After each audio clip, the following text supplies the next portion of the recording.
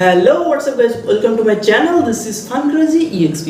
So বন্ধুরা, আজ নতুন একটা এক্সপেরিমেন্ট করতে চলেছি। তো আজকের এক্সপেরিমেন্ট খুব ইন্টারেস্টিং হতে চলেছে। তো ভিডিওটা শেষ পর্যন্ত দেখতে থাকুন এবং এক্সপেরিমেন্টে মজা নিন। তো বেশি দেরি না করে শুরু করি আজকের ভিডিও। Let's go.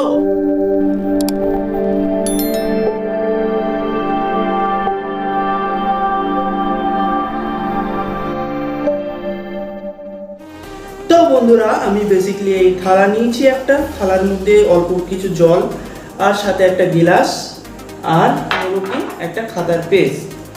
তো বেসিক্যালি এই গিলাসটা দিয়ে কি করা হবে, এই থালাটাকে উঁচু করতে হবে। তো আমি থালাটাকে এভাবে উঁচু করব না বা এভাবে উল্টো করে উঁচু করব না, জাস্ট এইভাবে আমি থালাটাকে উঁচু করব।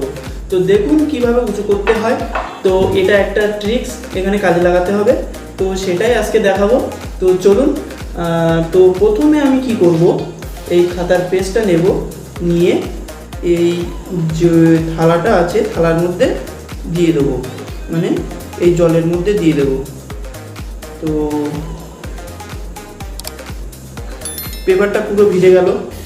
এবার কি করব বন্ধুরা, আমি এই ছোট্ট একটু মোমবাতি নিয়েছি, এই মোমবাতিটাকে জ্বালিয়ে দেব। দেখুন জ্বালিয়ে দিলাম। এবার এর মিডিলে বসিয়ে দিলাম। তো কিছুক্ষণ আমি ওয়েট করব মোমবাতিটা ভালোভাবে জ্বালানোর জন্য। তো এটা জ্বলছে। তো এবার বন্ধুরা দেখুন এখানে ম্যাজিকটা কি। তো এবার কি করব, গ্লাসটাকে আমি এইভাবে দিয়ে দেব।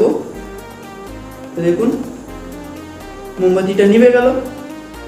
তো এখন দেখুন বন্ধুরা, আমি এবার একটু হোল্ড করব কিছুক্ষণ। এবার ম্যাজিকটা দেখুন।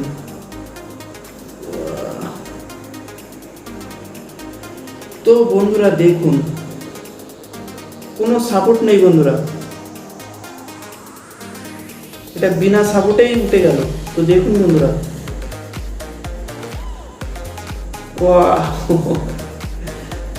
তো বন্ধুরা এই যে থালাটার ওয়েট মিনিমাম 1.5 কিলো, আর এর মধ্যে জল দিয়েছি, তো এর ওয়েট হয়ে গেছে আরও 1/2 কিলো বেশি, মানে 2 কিলো। তো দেখুন এই ওয়েটটা তাও সহ্য করছে কেমন। তো আমি এতে আর একটু জল দেবো। তো দেখুন বন্ধুরা কি হয়।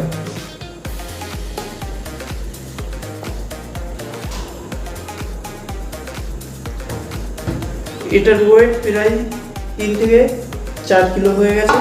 তো দেখি এটা এখনো পর্যন্ত টিকে থাকে কিনা।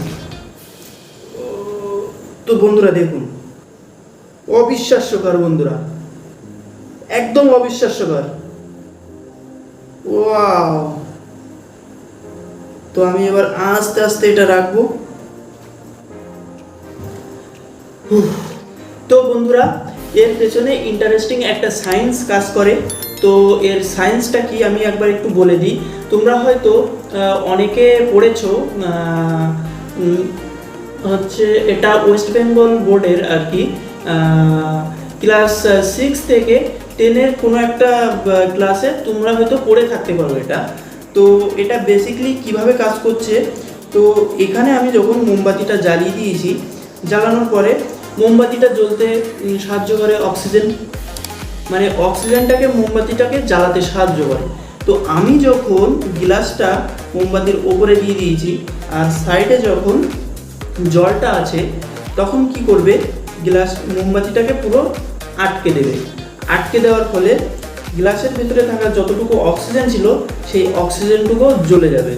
জ্বলে গিয়ে এখানে একটা বাতাসের শূন্যতা তৈরি হবে, মানে অনেকটা মানে ভ্যাকিউম তৈরি হয়ে যাবে জায়গাটায়। আর যেহেতু এর ভেতরে বাতাস আর থাকবে না, আর সেই কারণে বাইরের যে এয়ার প্রেশার, মানে বাইরের যে বায়ুচাপটা পুরোপুরি এই গ্লাসটার উপরে এসে পড়ছে। তো যার কারণে কি হচ্ছে, এই থালাটাকে পুরো ভ্যাকিউমের মাধ্যমে একদম পুরো আটকে পড়ছে, মানে আটকে দিচ্ছে। তো এখানে সায়েন্সটা হলো এটাই। তো বন্ধুরা দেখুন এই ভ্যাকিউম, অর্থাৎ এই আমাদের বায়ুচাপের কতটা শক্তি।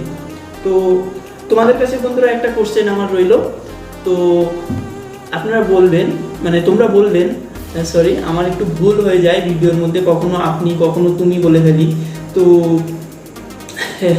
এটা আমি নতুন নতুন ইউটিউব করছি, তো তার জন্য একটু ভুল হতে পারে। তো তোমরা জাস্ট একটু অ্যাডজাস্ট করে নেবে, আর ভুল ত্রুটি হলে অবশ্যই একটু ক্ষমা করে দেবে।